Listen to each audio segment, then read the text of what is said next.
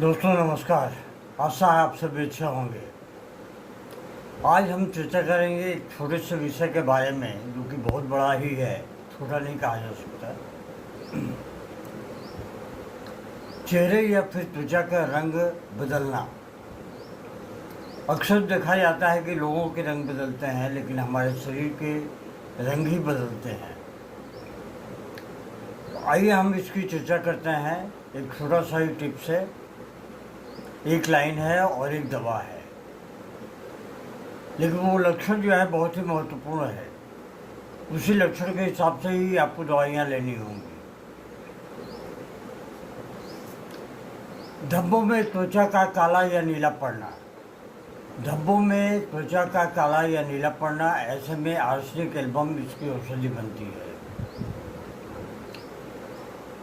त्वचा पर काले या नीले धब्बे होना, चाहे वो चेहरे पे हो या बदन के किसी अन्य अंग पे हो, ऐसे भी जो औषधि बनती है वो सल्फ्यूरिक एसिड।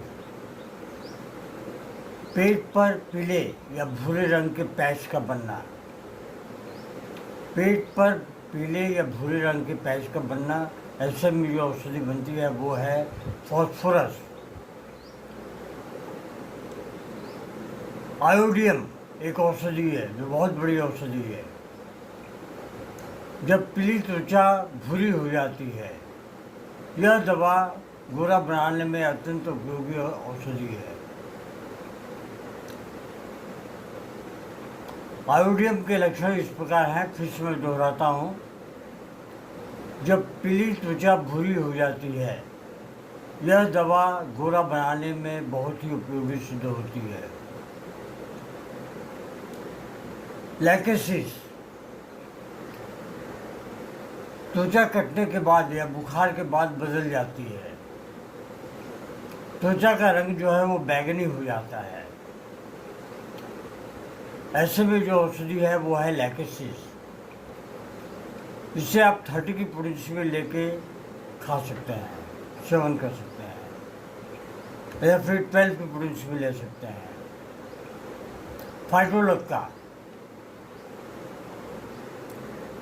बहुत बड़ी औषधि है। ये जो है त्वचा रंगीन हो जाती है। त्वचा का रंगीन हो जाने में फाइटोलक्का औषधि बहुत ही कारगर सिद्ध होती है। अगली जो दवा है वो है हमारी हाइपेरिकम। लाल रेखाएं या धारियां हाथ या पैर तक फैल जाती हैं। हाइपेरिकम औषधि में लाल रेखाएं या धारियां हाथ या पैरों तक फैल जाती हैं। इससे हाइपेरिकम को आप 12 की पोटेंसी में लेके खा सकते हैं। लोअर पोटेंसी में जितना लेके खाएंगे, आपके शरीर पर प्रतिक्रिया उतनी ही जल्दी होगी। आर्सेनिक आयोड, हैजे में त्वचा काली हो जाती है। हैजा हुआ और त्वचा जो है काली पड़ जाती है। ऐसे में आर्सेनिक आयोड औषधि बहुत ही कारगर सिद्ध होती है। आर्सेनिक आयोड। आइरिस, आइरिस वर्सिकलर, पेचिस के बाद जो त्वचा नीली हो जाती है। डिसेंट्री के बाद पेचिस यानी डिसेंट्री। लाइकोपोडियम, जिगर के धब्बे के लिए, लिवर स्पॉट जिसे कहते हैं, जिगर के धब्बे। लाइकोपोडियम औषधि बहुत ही कारगर सिद्ध होती है। इससे लोअर पोटेंसी भी ली जा सकती है। कोलियम, देखा जाता है कि त्वचा कभी कभी हरी हो जाती है। अगली जो दवा है वो है कैलियार्स, एक बहुत अच्छी दवा है। सोरियासिस और कुष्ठ रोग के त्वचा का विघटन, तो ऐसे में कैलियार्स औषधि बहुत ही कारगर सिद्ध होती है। नेट्रम्यूर, नेट्रामूल ग्रे त्वचा, त्वचा का ग्रे हो जाना, ऐसे में नेट्रामूल औषधि बहुत ही अच्छा कार्य करती है। इसे लोअर पोटेशियम लेकर 6, 12 या 30 पोटेशियम लेकर दिन में कम से कम 2 बार या 4 बार लेते हैं। सल्फर,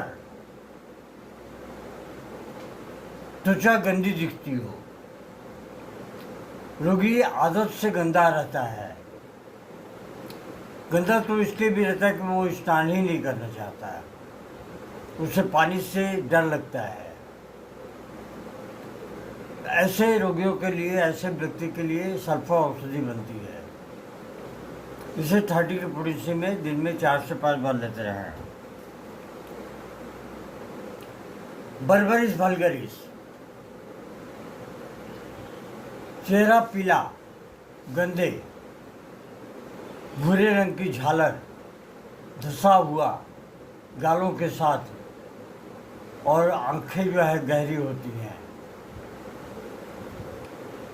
बर्बरिस औषधि बहुत अच्छा कार्य करती है।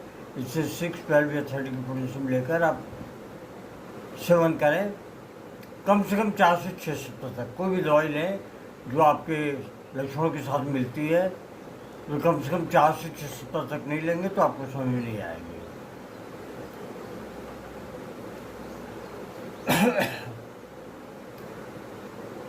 चेहरा पीला,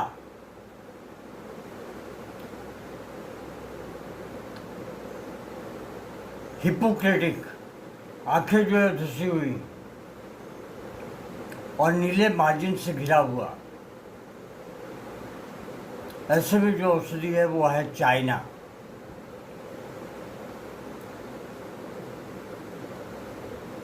बिस्मिथ मेटेलिगम, चेहरा आंखों के चारों ओर नीले छल्ले के साथ घातक पीला, बहुत ज़्यादा पीला होता है। लोग देखकर ही समझ जाते हैं अरे इनको ये क्या हुआ। कैप्सिकम, गाल जो है लाल हो जाते हैं और गर्म होते हैं। ये तालू के साथ वैकल्पिक होता है। ऐसे में पूर्णिम औषधि बहुत ही अच्छा कार्य करती है।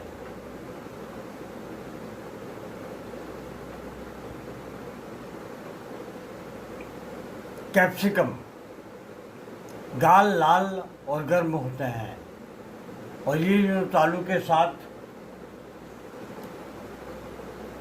वैकल्पिक होता है। सीना, चेहरा जो है पीला होता है, बीमार जैसा। मुंह के चारों ओर सफ़ेद और नीला रंग होता है। आंखों के नीचे काले छाले होते हैं।